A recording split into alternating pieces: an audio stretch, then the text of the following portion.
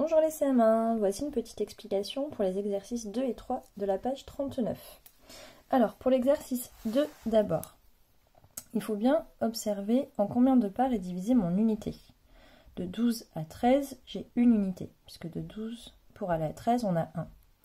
Chaque unité est divisée en 10 parts égales, qui sont représentées par mes petites graduations. Donc, toutes mes fractions sur ces flèches seront en dixièmes. J'aurai des dixièmes partout.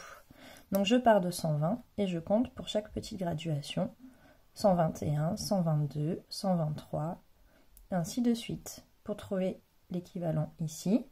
Et je continue.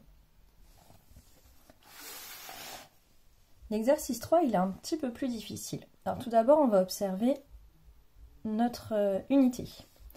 De 9 à 10, j'ai bien une unité, puisque pour aller de 9 à 10, j'ai 1. Cette unité, elle est d'abord fractionnée en 10 parts égales. 1, 2, 3, 4, 5, 6, 7, 8, 9 et 10. Donc sur mes grandes graduations, ici, on va avoir des dixièmes, comme on voit ici 91 dixièmes. Donc ici 92 dixièmes, 93 dixièmes, et ainsi de suite. Et on voit que entre chaque dixième, nous avons des petites graduations. Ces petites graduations, elles représentent des centièmes. Alors pour s'aider, on va partir de la fraction A que je vais vous donner.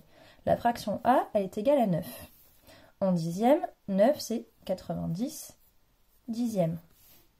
Puisque 90 divisé par 10, c'est égal à 9. Et en centièmes, ça va nous donner 900 centièmes, puisque 900 divisé par 100, c'est égal à 9.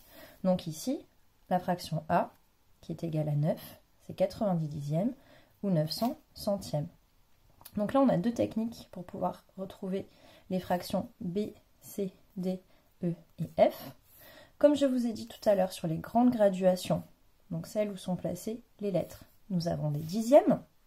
Donc je peux trouver mes dixièmes et transformer ensuite en centièmes en utilisant la technique que nous avions expliquée.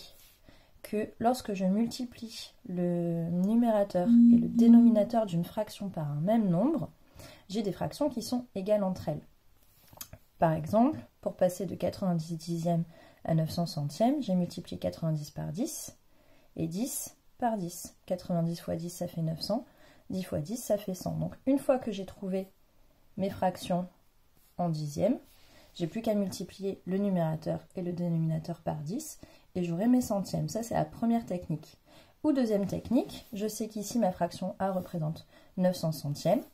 Chaque graduation qui se trouve là, donc les petites graduations, représentent des centièmes. Donc ici, j'ai 900, 901, 902, 903, 904, 905 centièmes et ainsi de suite. Donc voilà les deux techniques qui pourront vous aider à résoudre ces deux exercices. Bon courage!